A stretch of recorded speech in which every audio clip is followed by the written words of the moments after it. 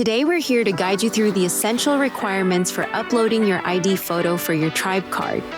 Following these guidelines will ensure a smooth application process. Please do not use a full-body image. We need a clear headshot for your ID. Avoid busy background colors. Acceptable backgrounds are simple shades of white or blue. Keep it clean and professional. Do not submit any cutout images.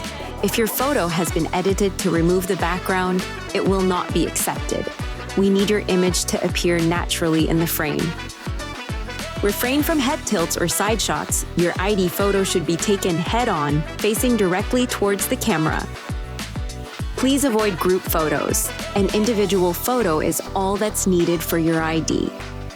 If you have professional photos taken previously, those can be accepted as long as they meet the requirements of a non-busy background and no head tilts. Remember, your ID headshot should capture you from your collarbone up, ensuring your face is clearly visible. If your submission is not accepted, you will receive an email detailing the reasons for the rejection so you can make the necessary adjustments. Thank you for taking the time to review these important guidelines.